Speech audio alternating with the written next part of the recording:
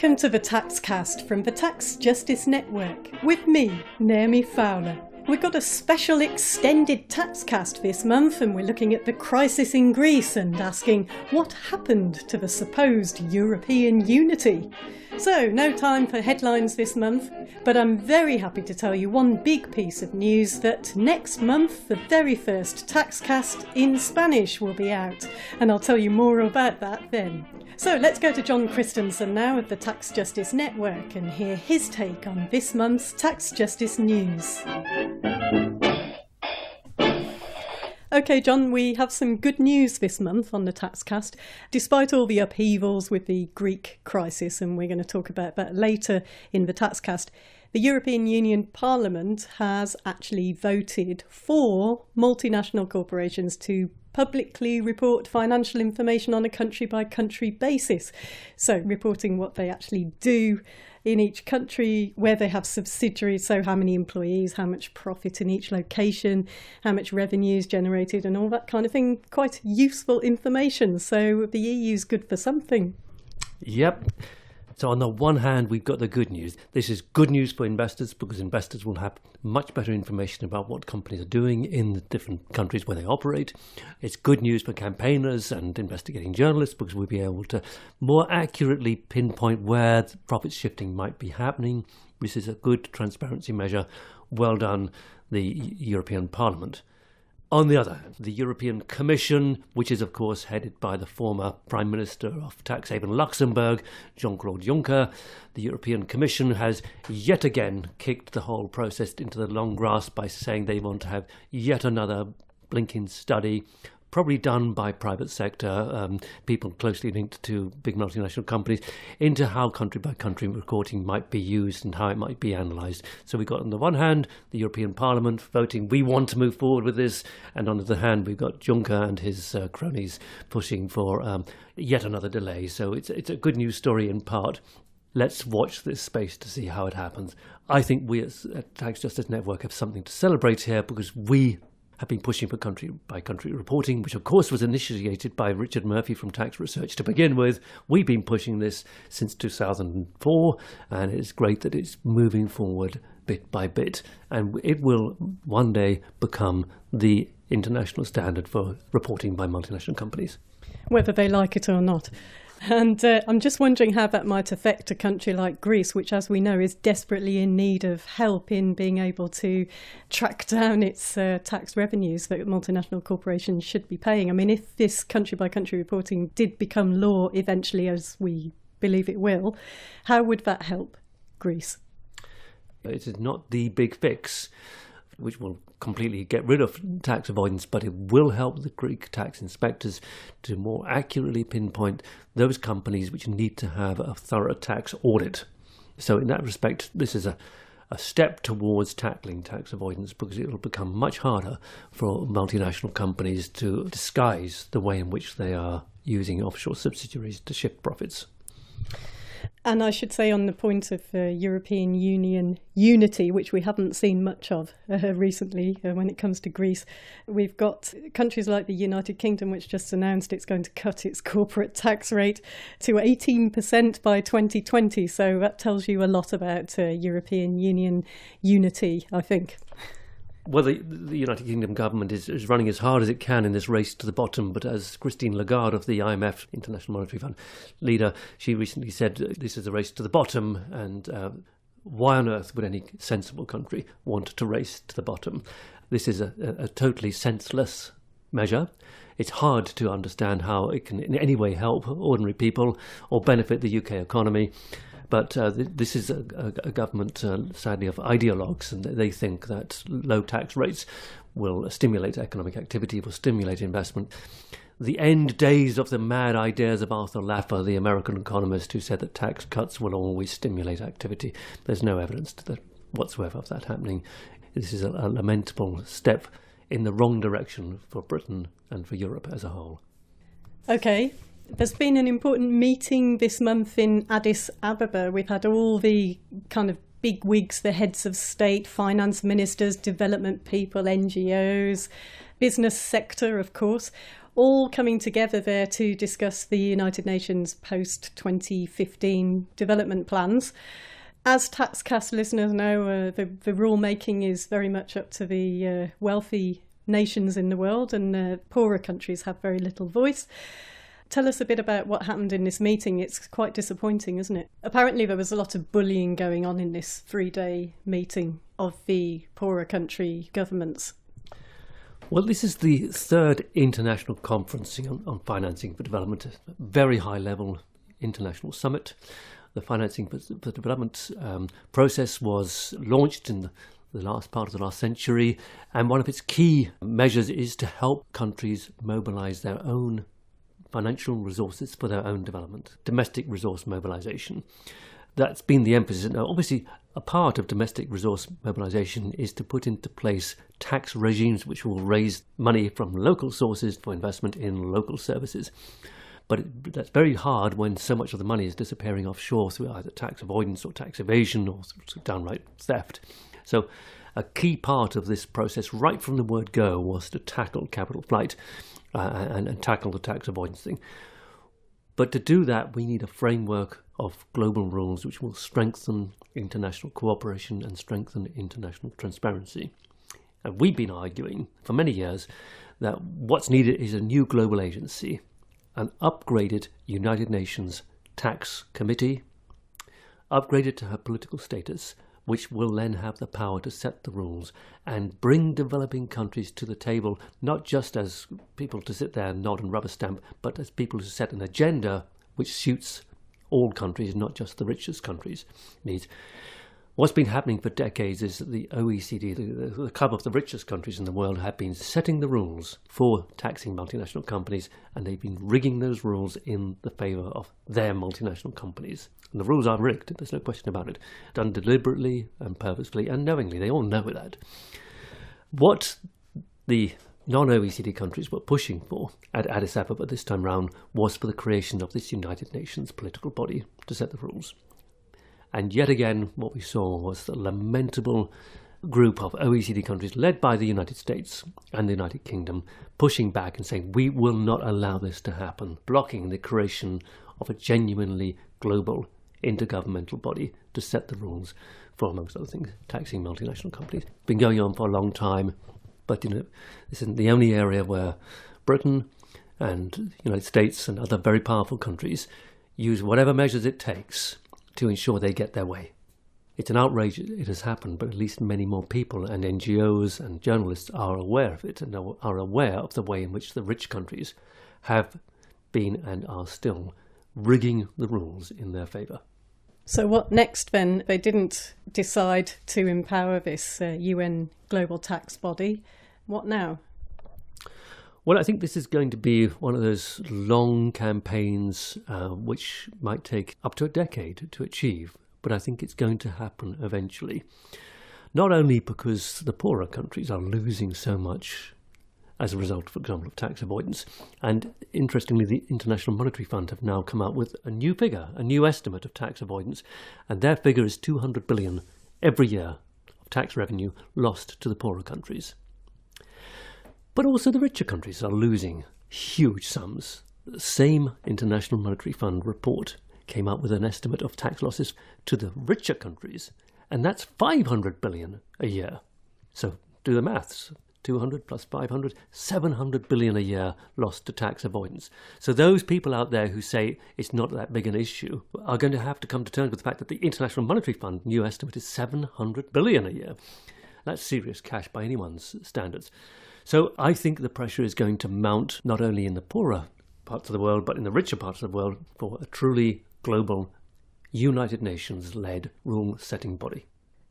One of the kind of better announcements that came out of Addis Ababa was the announcement of a new United Nations Development Programme, OECD initiative called Tax Inspectors Without Borders. And let me begin by saying that this initiative came out of a Tax Justice Network recommendation to a conference organised by the German government in 2012. And we said one practical way of helping the poorer countries to tackle the problem of transfer mispricing, that is the mispricing of trade between subsidiaries of the same multinational company, an area where we know there's a great deal of profit shifting to tax havens, is to set up a new body, Tax Inspectors Without Borders, where some of the expertise of the really sophisticated tax inspectors in North America and Europe can be seconded for a short period to help the tax inspectors in some of the poorer countries work up a transfer pricing investigation, look at where transfer mispricing is happening, support them right the way through the process, if necessary, right up to the point where the company is prosecuted.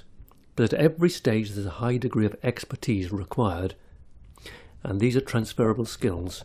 The idea is that tax inspectors from the north will help tax inspectors in the south to do the investigations. A very practical country-to-country way of helping some of the poorer countries overcome the highly sophisticated and really secretive transfer mispricing measures used by companies to loot the south.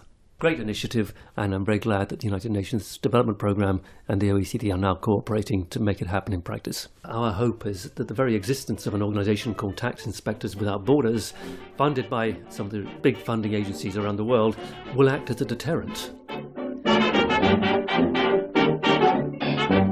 Thanks, John. John Christensen of the Tax Justice Network. Now it's time for the TATScast special feature.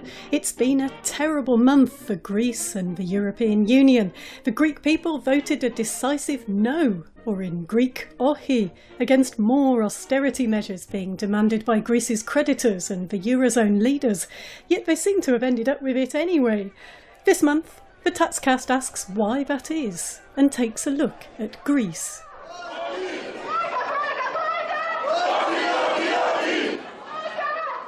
The only way out I outlined 4 or 5 years ago was for a debtor-led default and exit from the Eurozone. Professor of International Politics and Economics from the University of East London, Vassilis Fouskas.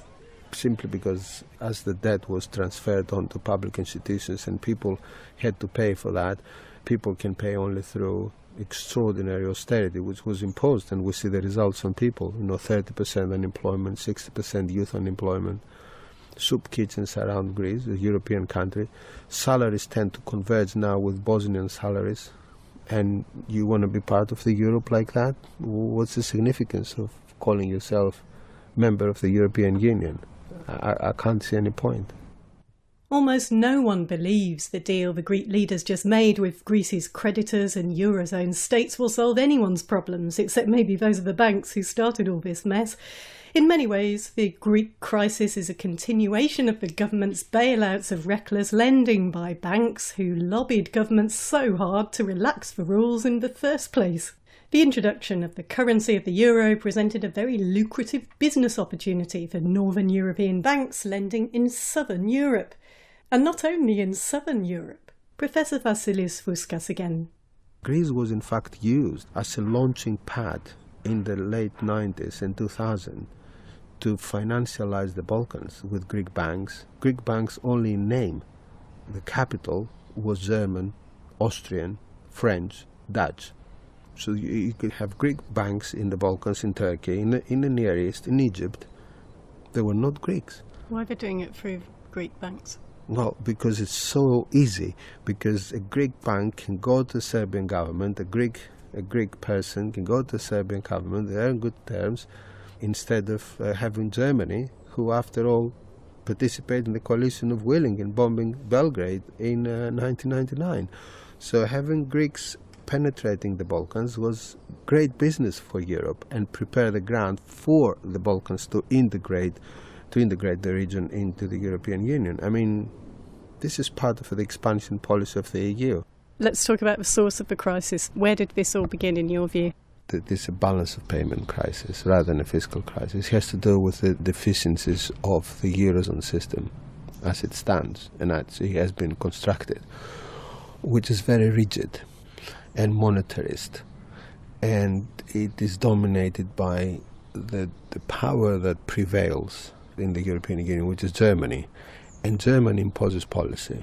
And this policy is low wages, anti-inflation, budgetary discipline, and export-led growth. So all countries across the Eurozone must adopt that model.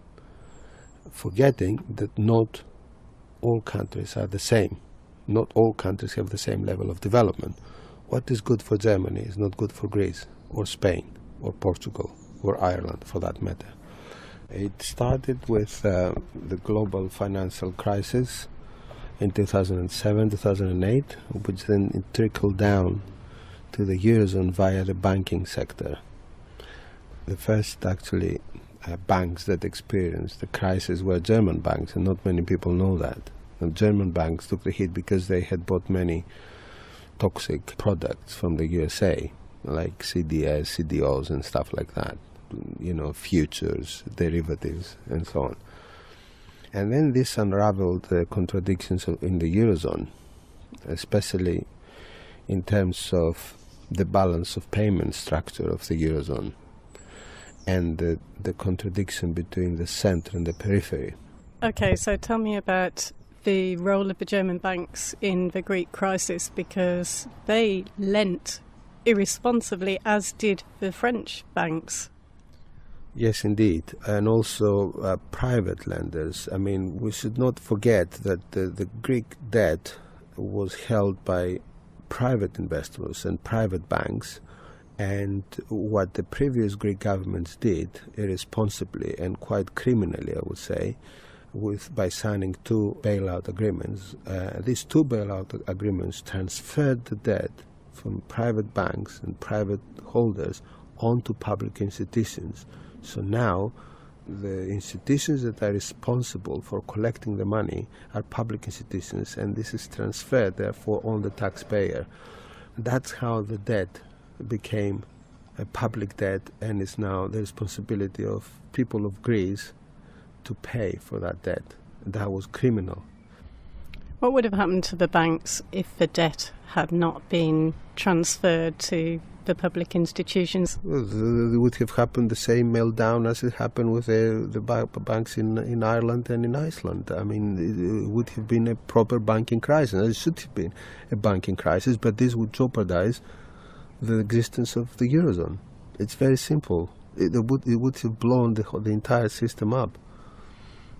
But what they've done was clever, and what the Greek leaders did at the time was criminal. And despite that, because those leaders were democratically elected, the so-called odious debt doctrine invoked by nations trying to release themselves from debt incurred by dictators probably doesn't apply here.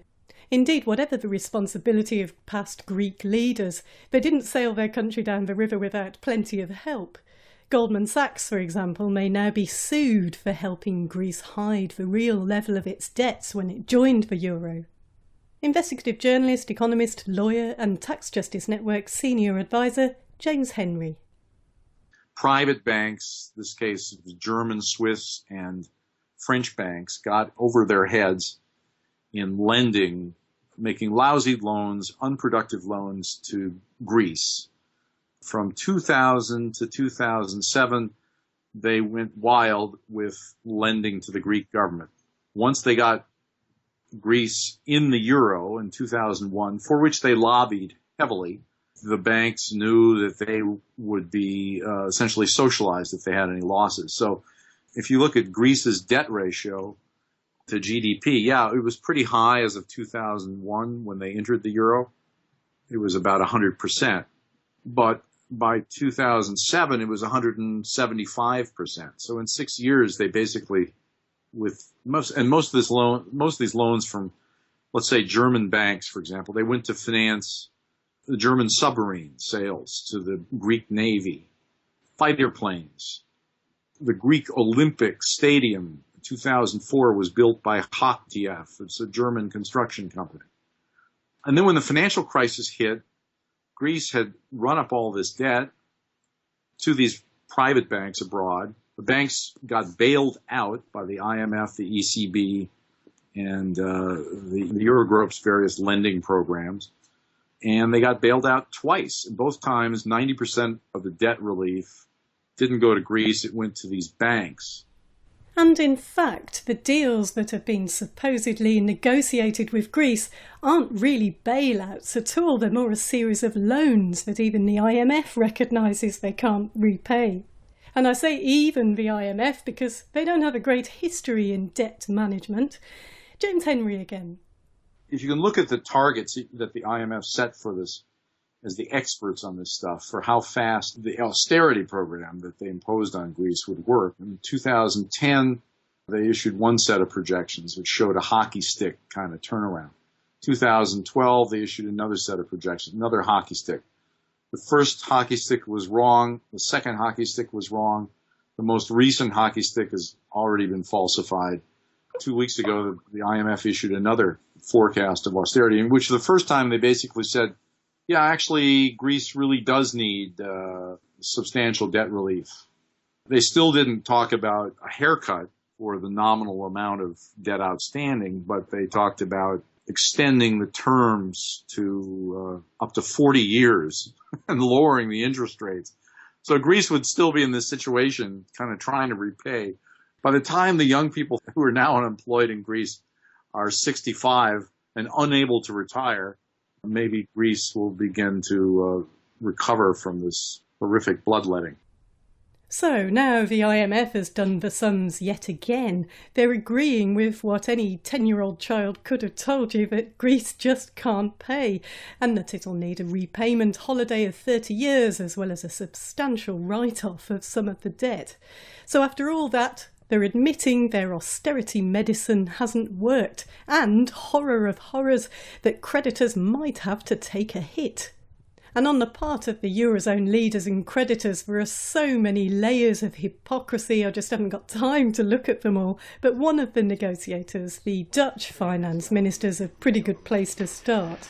I expect from them that they will work with us to strengthen the Greek economy, which is crucial, of course. We fully understand that a lot of work has to be done, and we stand ready to support them.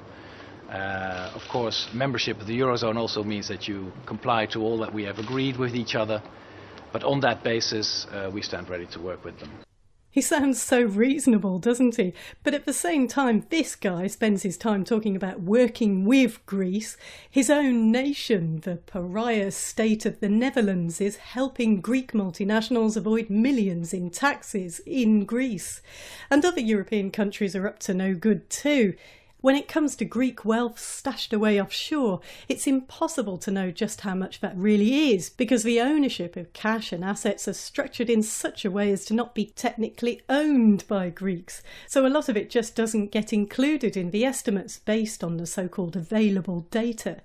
But Greek black money in Swiss banks alone could be as much as 200 billion euros. As usual with these offshore centres, there's been next to no cooperation with Greece from places like Switzerland or Cyprus or Malta. And there's a limit as well to what Greece can do about raising more revenue from tax reform. Greece is estimated to miss out on around 28 billion euros a year, and it could well be much more. From the moment the Syriza government was elected, they hoped to bring in 3 billion euros extra by forcing big Greek companies to pay tax in Greece. They've raised their corporate tax rate to 29%. But how do they intend to enforce that when, as TATScast listeners know, even the United States struggles to collect fair taxes because of the global corporate tax system? And the battle over the demand that Greece privatise its most valuable public assets tells you a lot about the whole negotiation process. James Henry.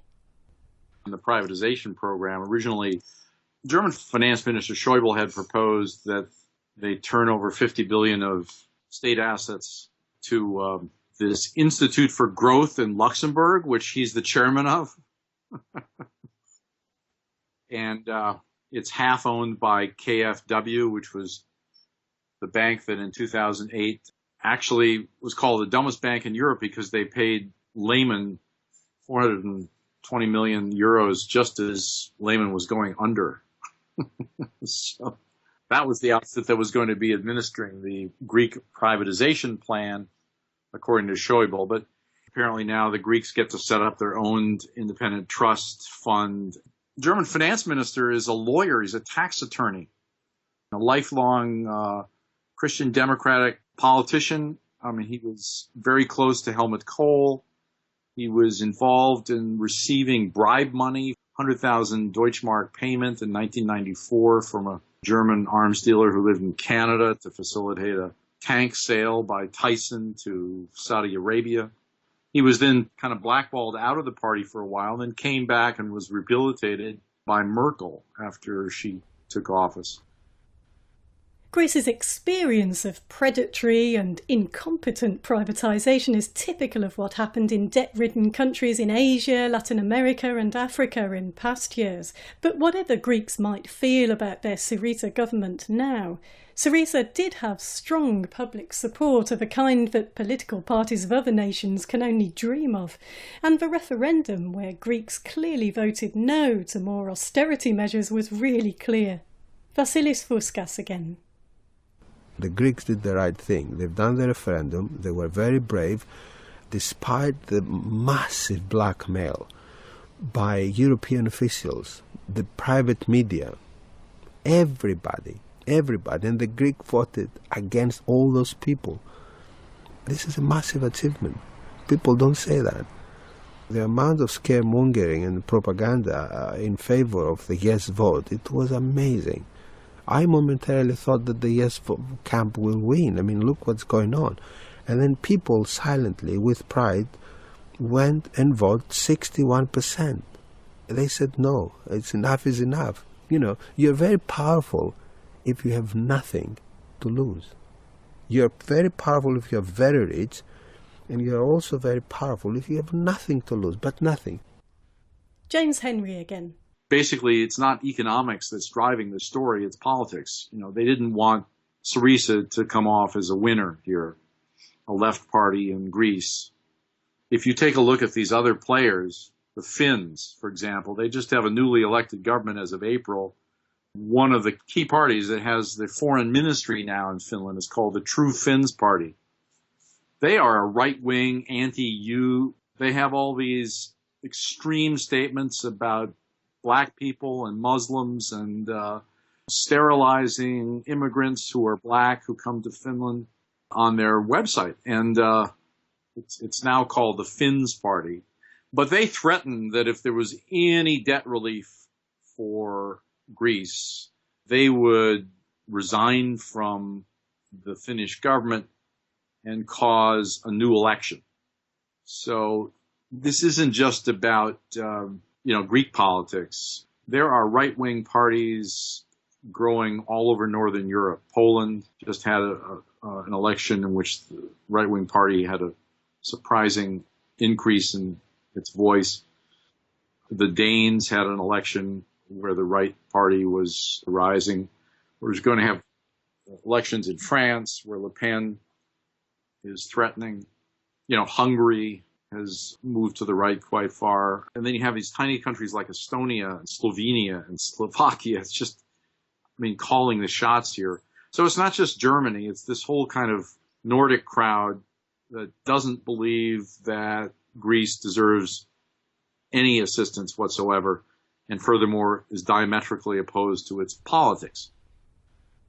Politics aside, reforming Greece's tax system involves first the political will to take on the powerful interests in the country who, going right back to dictatorship days, have no intention of paying any tax. And secondly, reforming the tax system in Greece under current austerity conditions seems like an impossible challenge. Vassilis Fouskas. Yes, you have to reform the tax system. You have to see what you can do in practice with the kind of apparatus you have, because the Greek state machine is not working. It's totally dilapidated, inefficient, not even properly modernized. You go to many tax offices in Greece and you see papers and envelopes and files one over the other. It hasn't been proper computerization. They've done a lot of work, don't take me wrong. There is this so-called tax system which they improved, but honestly the tax branches all around Greece are very difficult to work because of the cuts. For example, the place I come from, Lesbos, the prefecture of Lesbos includes 3 islands. The island of Lesbos, which is very big, is the 3rd biggest island in Greece. A smaller island, which is called Limnos, and an even smaller one, which is called Agios Eustratios. believe it or not, there is one tax office serving these three islands.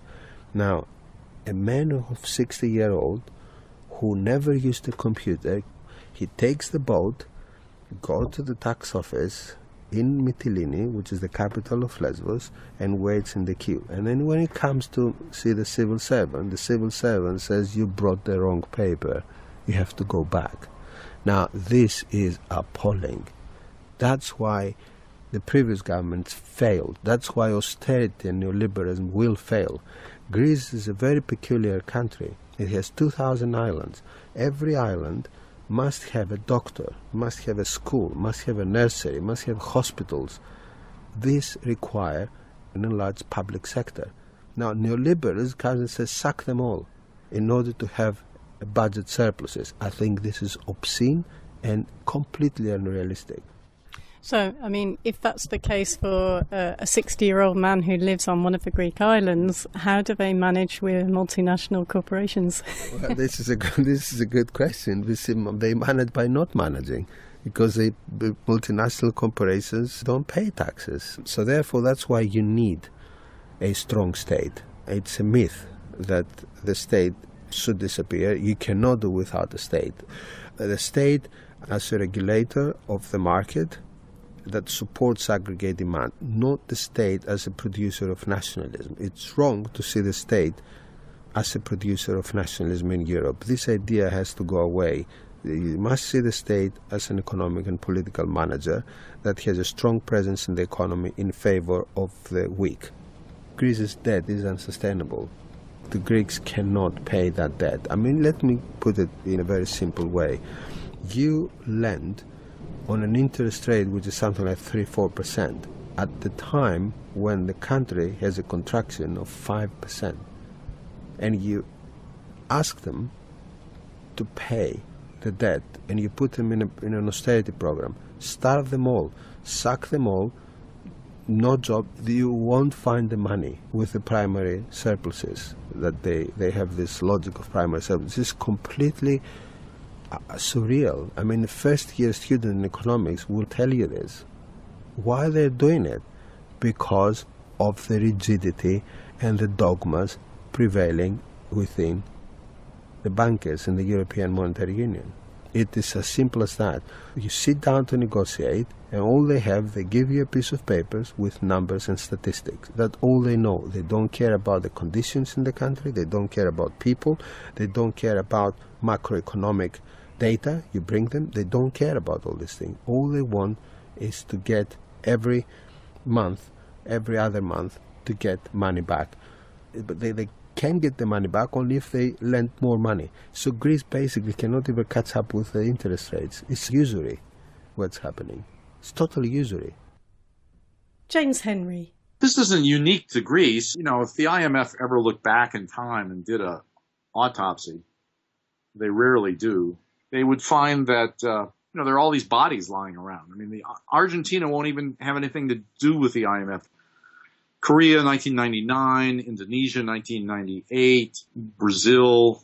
I mean, the list just goes on. And what they've accumulated is a long list of countries that will not have anything to do with the IMF ever again. And so, except for Greece, which is kind of this exception, the IMF is kind of like now reduced to consulting to Guinea, Barbados, Haiti. It's all the more ironic then, Jim, isn't it, now that it seems to be the IMF that's the one throwing Greece a lifeline, by pushing the Eurozone to consider this 30-year debt repayment holiday and the partial debt write-off. You can't tell me that, there's the Finns and there's the Estonians and there's the Latvians and the Dutch. But you can't tell me that if Germany actually was willing to make debt relief happen, even given all the technical rules and so forth, they couldn't find some exception. What are we talking about, really?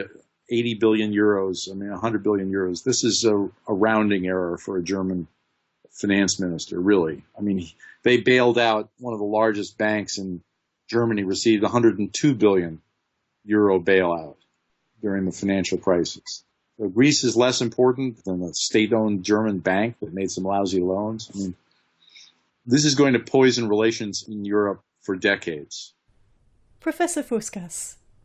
I believe that the European project lost a lot of its positive image it used to have, because it was dressed with beautiful things that we're all Europeans, we all have the same currency, and we're all rich and prosperous, and the weak economies converge towards the center. Instead, what we're witnessing is that the economies converge towards the periphery. Greece converges towards the bottom, towards Bosnia, and Bulgaria does not converge with Germany. Same happens with Portugal, Spain, and a great part of Italy. The Italian southerner becomes even more economically depressed and peripheral, rather than it used to be under the Italian state when they had the Italian lira. I hope they will find an agreement, and I want them to find an agreement that includes cancellation of large part of the debt and a clause, a developmental clause, investment to go to infrastructural projects and to industry. This is what I want to see happening. If there is no light at the end of the tunnel, then the preferred option is to default and exit the Eurozone. I see no other alternative. Professor Vassilis Fouskas co-authored a book called Greece, Financialisation and the EU, the Political Economy of Debt and Destruction. You'll find the link on the Tax Justice Network website. And that's it for this month. You've been listening to the Tax Justice Network's monthly podcast. We'll be back next month.